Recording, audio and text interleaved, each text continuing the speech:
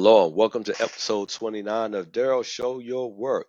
And this is going to be another video about NMAP scans, but this time we're going to be looking at different advanced methods of how to use it to do different type of techniques as far as enumerations, looking for vulnerabilities, looking for different ways that we can evade certain type of controls. So without further ado, let's get started. So the first thing I want to touch on is the Nmap scripting engine. So we're going to do a few commands using that throughout this video. I'm going to be doing different scripting commands, but what it is different. Nmap has different scripts that it houses within Linux, and you can use these scripts to automate tasks that would require either multiple command lines or multiple switches, and you combine that all into just one simple phrase, and it will automate those functions for us. So the first one I wanted to go over is the default script, which it pretty much runs a script which it's going to give us a verbose amount of information back. So it's gonna scan our host in a way that it gives us back a ton of information about it, and so as much information as possible. Well, not as possible, but specific information more than your average Nmap scan. So in order to do this, I'm gonna do sudo nmap dash lowercase s uppercase c, and that's me using the switch to use the default script within the scripting engine. And then I'm gonna say scan me. We're gonna be using this particular host ID throughout the video here. And the thing about when using host IDs, they can either have one device behind it or they can have multiple devices behind it. All right, so just keep that in mind. All right, I'm gonna say .org. All right, I'm gonna run that, and because we are using sudo, I got to give it my password. All right, so let's give that a few seconds to run here.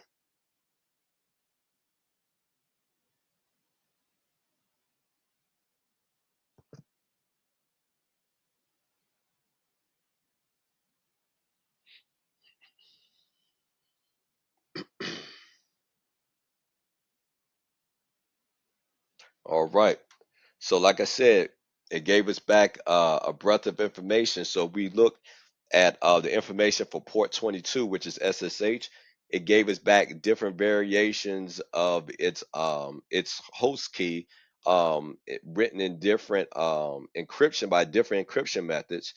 And then we could also it's giving us information about port 25, which is simple mail transfer protocol. And then port 80 gives us an HTTP title. Same thing for an alternative port for HTTP, which is 808. I mean, excuse me, 8008. Um, and plenty of other ports that enumerated and gave us detailed information on.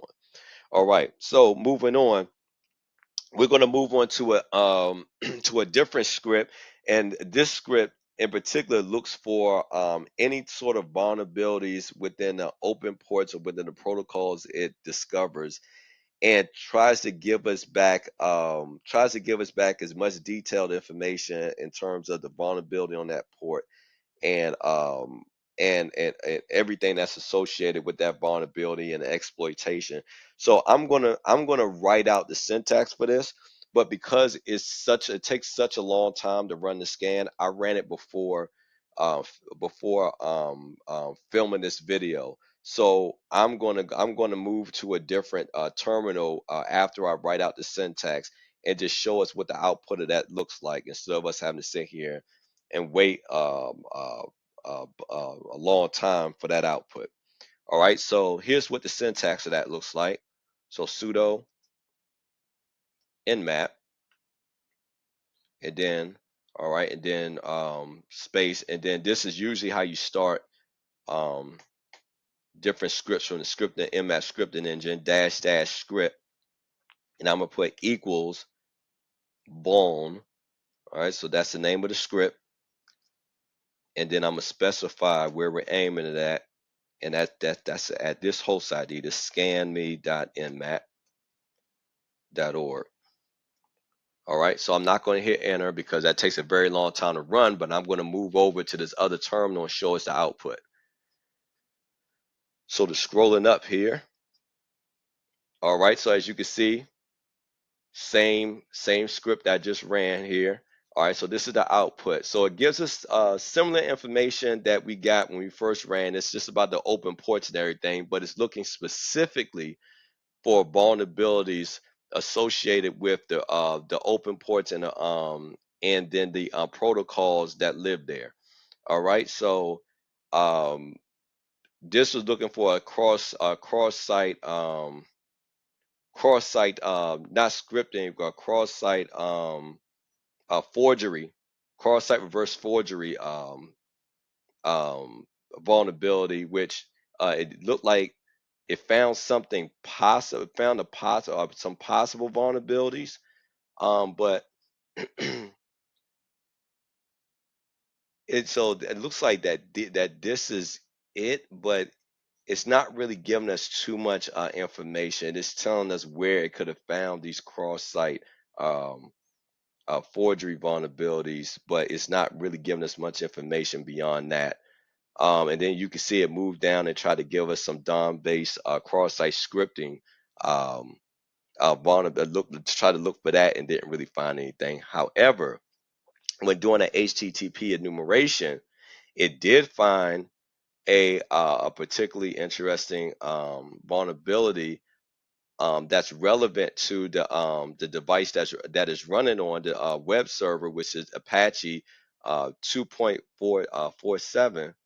All right, and the vulnerability that it found was something called Slowlerist, and which is a type of excuse me, not DD, but just DOS attack, which is denial of service attack, which usually that affects our the availability of our device, or in this particular instance of the web server, and it usually sends so much traffic or so many packets to that particular port where then it overwhelms the port and it's no longer availability. So in the CIA triad, it's an availability based attack. All right, so it tells us that the state that is likely vulnerable, and it gives us the specific CVE of that of Slower risk, that particular vulnerability. And then for those who don't know how CVE is broken down, it usually starts with the year on the vulnerability was found, which in this case is 2007, and then then after that is the actual ID of that particular vulnerability. All right, so just to read this out to give you the summary of what Slowlerist is. Slowlerist tries to keep many connections to the target web server open and hold them open as long as possible. It accomplishes this by opening connections to the target web server and sending partial requests. By doing so, it starves the HTTP server's resources, causing denial service. So again, just another way for it to overwhelm our web server and to try to take it down, which would be an availability issue. And if we're like an e-commerce company or an e-commerce site, that's bad news because then we lose money. The longer we're down, the more money we lose. All right, so going back to our first tab here, I'm going to erase this since we don't need it. So then the next scan that I'm going to be going over is the SMB and operating system discovery scan. And so what this is going to do is going to collect detailed information about the target host's operating system and the SMB configuration, which is SMB is short for server block. So your the server block protocol, it runs on port 445 by default, and it's what's responsible for connecting network shares or printers, things like that onto a network. And it could be something, depending on what version you're using, something easily exploitable. All right, so I'm going to write this out to show us what the syntax of that looks like. So it's sudo nmap dash dash script, and then no equals this time, but smb dash os dash discovery, and then port 445, and then I'm aiming it at scanme dot nmap dot org. All right, checking my syntax here. Everything looks good. All right, let's fire it off. All right, so actually that port is closed. So we can't really do a whole lot of enumeration on that port, but one thing we can do to try to circumvent this, if we still want to get some operating system information, I can still add a switch here to this command line, which will allow NMAP to essentially guesstimate the the operating system running on it. So because it can't make a connection to that, but the port or the port that we specified on here, it can't really get that information to us based upon its inability to connect. I can still run, and let's try not to specify the port. Let's see what happens if we run this without specifying the port, and let's see if we're able to get more information, at least on the operating system, by trying to connect to other ports.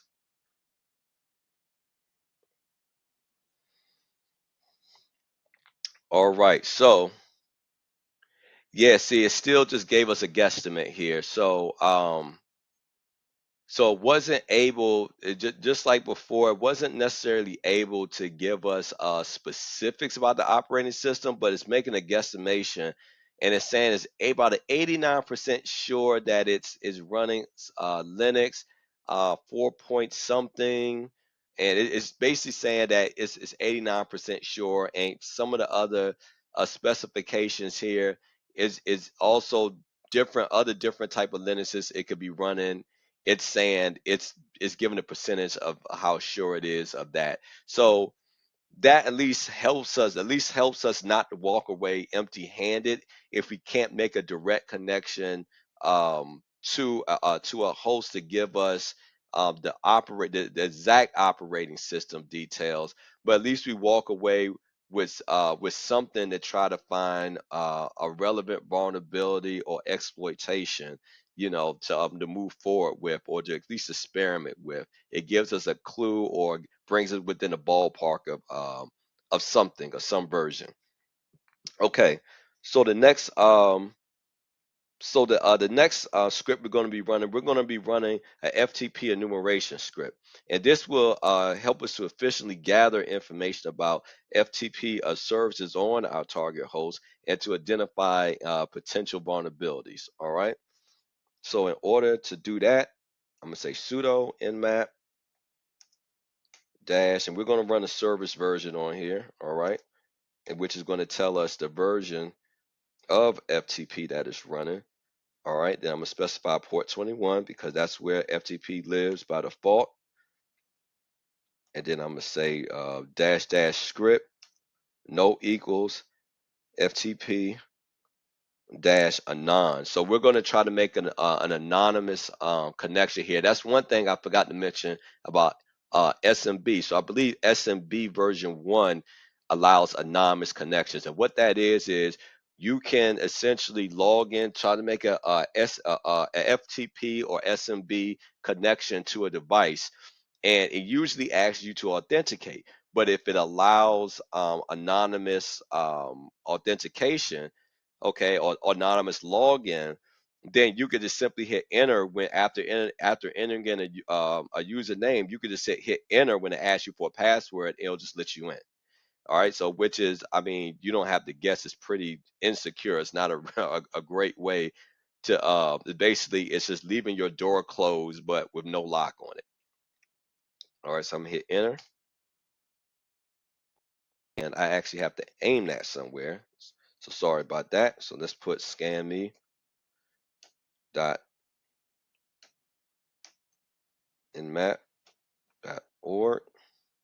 Let's try that again. All right, so actually second port in a row that's closed. So it seems like the target is somewhat hardened, which is not a bad thing for them, not that great of a good thing for us if we're a red team and we're the attacker. All right, so I mean, there's pretty much nothing that we could get from here, so we can't really look for any sort of vulnerabilities of a specific version because we cannot connect to FTP. So, all right, so we're going to move on, and we're going to do a DNS brute force attack. So, what this is going to do, it's going to we're going to basically brute force DNA records in order to try to uncover additional targets on this network. All right, so in order to do that, I'm gonna say sudo nmap dash dash script DNS dash brute scammy dot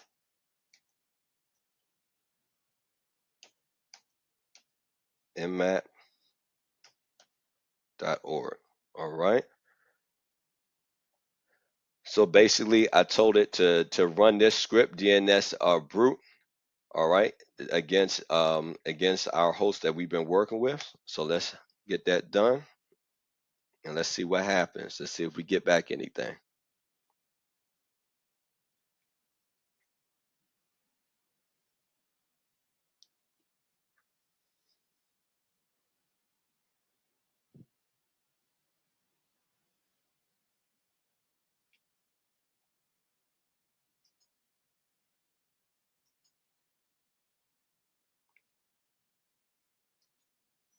All right. So it looks like we got back quite a few targets. So if we look here to the left, these are the host IDs. All right. And these are the actual IP addresses behind them. All right. So we see like we got two IP addresses. We got one IP version 4 and one IP version 6 for chat.nmap.org, and then we have something a 4A, and we have a IP version 6 address behind there, and then we have a star single A which has a single um, IP4 address there. Now we're not going to try to also enumerate those targets as well, but if we were looking for different targets that we wanted to enumerate, we can then start to compile the list here based upon what we found by doing this DNS brute force using NMAP. All right, so the next set of scripts that we're going to run are going to be those in an attempt to try to circumvent firewalls or IDS systems. Which, when I say IDS, I specifically mean um, um, intrusion detection systems. All right, so these are things that try to filter the firewalls and keep certain types of traffic out, and we're going to try to circumvent that to get around those. And we're going to use different techniques to do that. The first one we're going to use is the decoy script. So what this does is sends packets from both real and fake IP addresses to mislead the intrusion detection system or firewall about the scan's origin. And the script that I'm going to run is we're going to use 10 random decoys to hide our source, and we're going to do a few other things. So as I'm writing it, I'm going to explain what I'm doing. All right, so sudo nmap, and I'm going to say cap dash D for like decoy, and then I'm say capital RND, and this is where I'm specifying the random number. So we're going to do 10 random decoys, and then I'm gonna say a dash dash VV, which that's gonna return back a verbose amount of information. So think about the first scan that we ran, and it's gonna give us a large amount of information similar similar to what we ran when we ran that default script in the very beginning. All right, and then I'm gonna use the timing profile dash T to run this aggressively, meaning I'm going to run a bunch of scans per second, which is typically a no-no in terms of wanting to stay stealthy or evade IDSs or firewalls. So because we're sending this from 10 different decoys, we should be good in terms of doing that, since it's not we're pretty much hiding who we are um, when making these scans. But typically you don't want to do that, because you'll easily be able to be picked up, especially if there's certain rules that say that, hey, if this IP address runs scans X amount of times per minute or per second, drop the traffic and block them. All right, so that's something we don't want. All right, so I'm gonna hit enter. All right, so it looks like it gave us back that verbose amount of information. So it's telling us what ports are discovered on what host. All right, and then we go down here, we can see which hosts are open and which are filtered. And when it says filtered, that's usually indicates that it's behind some type of firewall. All right, so further indication of that is you can see these time to live packet numbers here, and with the SYNAC packets, meaning that it acknowledged that, hey, that it attempted to make a TCP connection here, and that this is how long it took. But then when it came to these filter packets, that traffic was dropped. So meaning it it found the port, but the traffic was dropped. And usually what does that is some type of firewall. All right. So then, moving on to the next type of scan that we could run, we're going to try a randomized host type of script.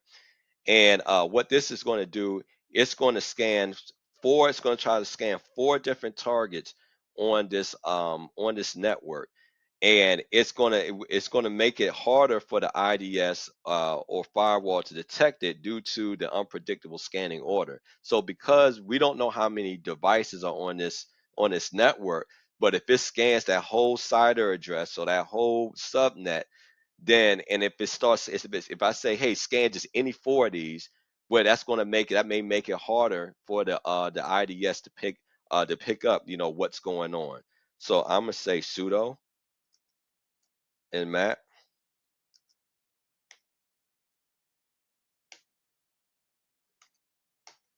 dash lowercase I uppercase R for scanme dot nmap dot org. All right, so making sure my syntax is good there. All right, so because of the random nature of this particular scan, we may get some output back, we may not, because we just don't know which 4 of the servers behind here is going to scan. And again, given the random nature of it, we may not get any output back. So let's see.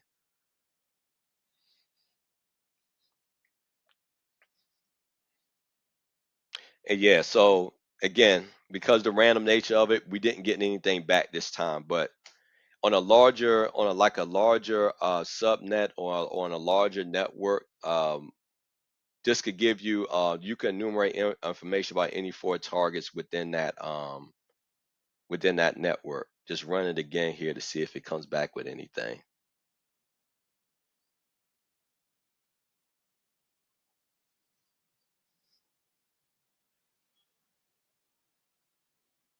Oh, and there you go. There's the random nature of it. So this time it did. So apparently it did find a bunch of ports, but found a bunch of closed ports, but found 2 open ports. All right. So and it found out of it found 5 IP addresses, and one host was actually up. So yeah, so I mean that so you can see that the first time we ran it, it failed. Second time we ran it, it gave us back something again due to probably scanning a whole different set of IP addresses. And if we were to do it again, which I'm not, we may get different results. All right, but this is the way that we could avoid those firewalls or IDSs. So another way that we can another evasion technique that we can do is by fragmenting our packets.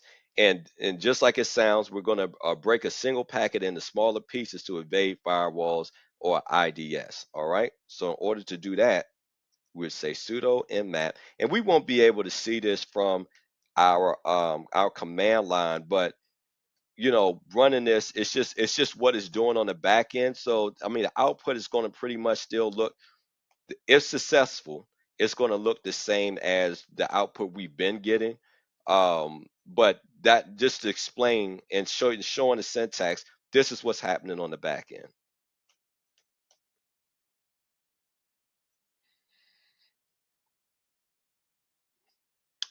Okay. Oh, you know what? Let me see. Okay, I need to put a .org. Let me see. Oh, well, I wrote that too many times. All right. .org. Okay. It should get us the same. Yeah, it gave us the same results. Okay. So that's what it looks like to run a fragmented scan, at least from the command line. All right, so now I'm going to start mixing and matching some different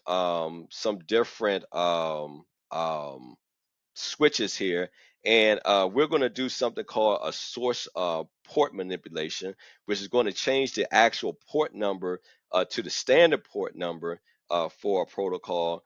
And we're going to also combine that with an OS detection, a script scanning, and a trace route. All right, so I'm going to say sudo nmap dash A, and this is the switch that combines the OS detection, the script scanning, and the trace route together, by the way. And then I'm going to put and I'm going to use a timing table, the aggressive timing table here, not timing table, excuse me, timing profile. I'm going to say dash pn. We're going to ignore the ping aspect of this to save some time. And then 80, this is where I do kind of the manipulation of the port, and then we're going to do a send scan. All right, we're going to just start the first part of the three-way handshake in map.org. All right, so I'm not going to run that because I still, even with the T4 and with the PN switches on there, this still takes a pretty lengthy amount of time. So I ran that ahead of time for us too. All right, so here's what that looks like. And again, can't really see the difference. It gives us a bunch of information because I put that A parameter on there, or that A switch on there. And so that's what gives us all of this information because it combines so many different scans together. But it was successful. So again, you can't really see the results of the port manipulation on here, but I've shown the syntax, and you can see that it did run successfully, and that I'm just explaining what is happening on the back end as far as our ability to remain undetected by a firewall or IDS system. All right, so the next thing I kind of wanted to do a review of, actually, 'cause I believe I may have mentioned this in a previous video. I couldn't remember, so I'll briefly go over it again. Um, so I'm going to go over timing profiles. And so what a timing profile is, it basically sets how fast we're going to run our scans, how many scans we're going to run per second. So I'm going to come here on the command line, and I'm going to go through each one. There's like 5 different ones. So T0 is the slowest, and it's called paranoid. And basically, we're going to be running NMAP really slowly, and it's going to do a pretty good job at trying to evade an IDS or a firewall because we're moving so slow, we're scanning so slow, it'll be hard to detect us. But then we sacrifice time, and we'll be sitting here watching paint dry for that, watch that run. All right. So the next one is the T1, which is called sneaky. It's slightly faster than zero, but it's still way below average. And again, we're probably will go undetected, but we're still sacrificing a bit of time, just not as much as with T1, but it helps us to be stealthy. T2 is when we're slightly it's called polite. We're slightly below average, and we're getting more into the detectability range, but we're still fairly slow enough to potentially not to be detected as far as our scanning. Three is just is a normal scan. So three, unless you're combining this with like some other switches on your command line, it's almost pointless to run since you're running at the typical speed that NMAP runs. T4 is aggressive, so that's when we start getting into the faster scanning ranges and run into the potential of easily being detected by the firewalls or by the IDSs.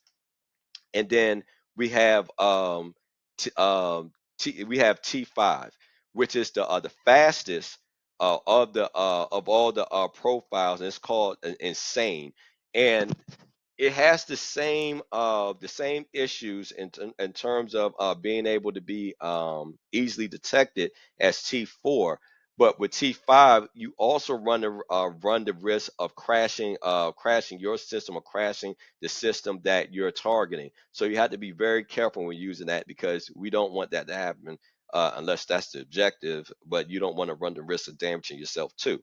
So yeah, just be careful when running T5. Use that at your own risk. All right, so that's timing profiles. I'm gonna just run T4 just to show you how fast it runs, which we've seen runs pretty fast. Okay. A few other things. There's also some other scripts that we can run. We could also run a script to set the amount of max retries for our NMAP scan. And these don't require sudo privileges. So I'm gonna just say nmap max, and I'm gonna set that to retries. That was, excuse me, not two doubles. No, we want to try one dash, and we want to set it to 3, and we're going to aim that at scan me dot uh, oops dot nmap dot org. Okay, so basically what I'm telling nmap is to say, hey, scan this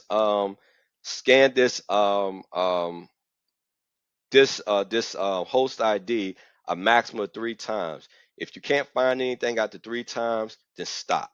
All right. So let's say we actually somehow we found the firewall rule, or we found the IDS rule, we found some rule that said that, hey, after 5 times we're going to lock you out. So then we would know that, hey, okay, so we could set the max retries on our NMAP scan to like the 3 or 4 scans, and we know we're good and we won't get locked out.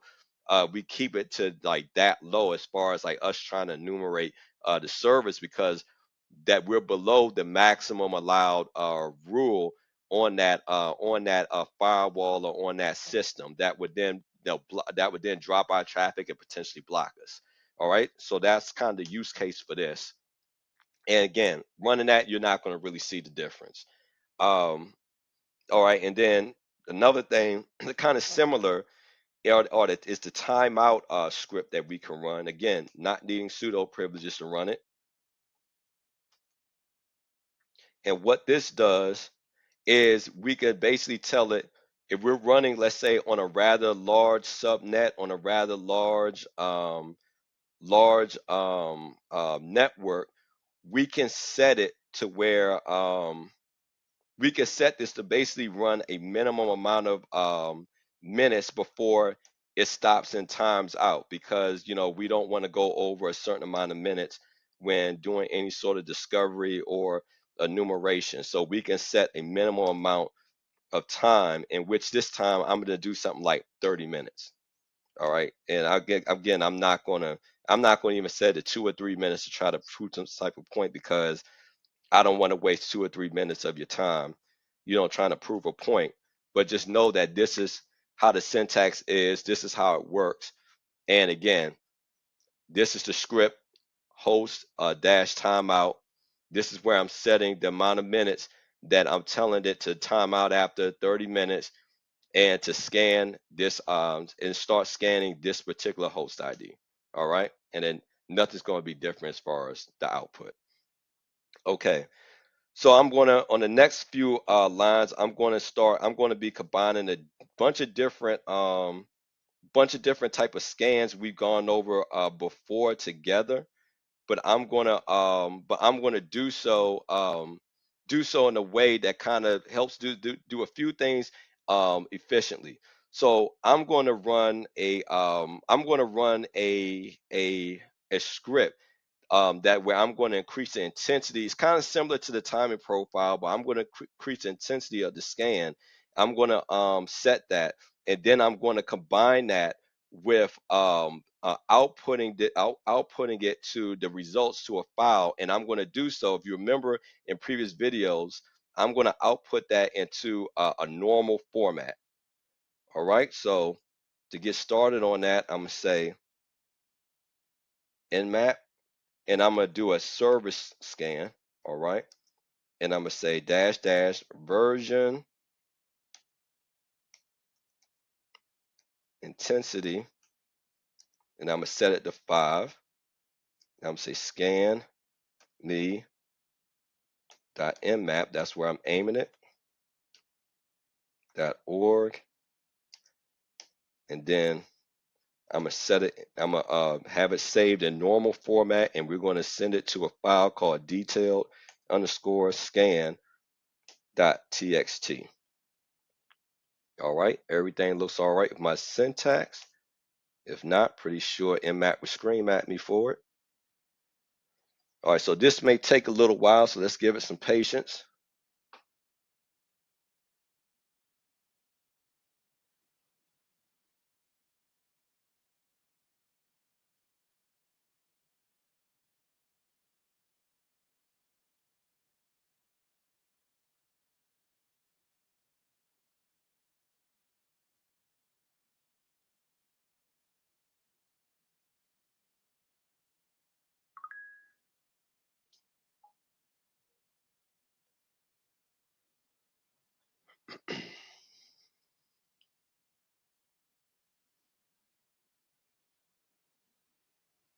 All right, should not be too much longer now. This is one of the longest scans, but it is not as long as the previous two that I ran before. It's like that vulnerability scan, and then the one where we did a switcheroo on the other ports we were running. Okay, so this is why it took so long, because it gave us so much information about the version it was running, the version of these ports it was running on. It gave us a ton of information. So now let's see if that output file lives in our local directory, and it does right here. So let's cat that to see if we got the same thing. It just simply just looking at it in the document should not take as long as the scan itself. It should just appear. All right.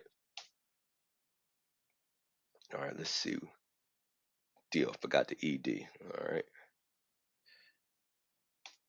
There we go. And then voila. So, all right. So then one last thing I'm going to do, I'm going to combine some other different methods in another script here. So I'm going to run a script that's going to collect detailed information about the HTTP service. That's on port 80 of the target host. And I'm going to have it to return to us information such as the web page title, the supported HTTP methods, and I'm going to have this saved to a text file that I'm going to specify. All right, so I'm going to do nmap. I'm going to say dash dash script, and this time I am going to put equals again. All right, I'm going to say HTTP dash title, HTTP dash methods, and I'm telling it this is what I want it returned back to me after it does the scan. I'll say scan me dot nmap dot org, and I'm going to say port 80, and I want this in normal format too, and we're going to call this document HTTP underscore details, and we're going to make it a txt file. All right. Everything looks all right with my syntax. So let's get that running. All right, and if we look down here, we can not only see, of course, our port 80, and of course our service associated with that, which is HTTP. So as I requested, it came back to me with the supported methods, which is get. All right, was again get, head, post options. So remember, get and post, it's what's responsible for our uploads and downloads. All right, and then HTTP title gives us the title of the website. It says go ahead and scan me. All right, so let's just check on that file. Let's try to cat the file. Well, let's see if the file's there first. Let's list it, and there it is in alphabetical order in HTTP details. So let's cat HTTP details.txt, and we got the same information. All right, so that's going to bring us to the end of the video. As you can see, this is just different methods that we can use the Nmap scripting engine, and some ways that we could do some sort of vulnerability scanning, different ways that we could speed up our scans, different ways that we could try to circumvent certain controls such as firewalls and intrusion detection systems. So I hope that this was helpful in terms of looking at Nmap from a blue team perspective and a red team perspective. Please like, share, um, subscribe, and most importantly, show your work. And until next time, take care of yourself and God bless.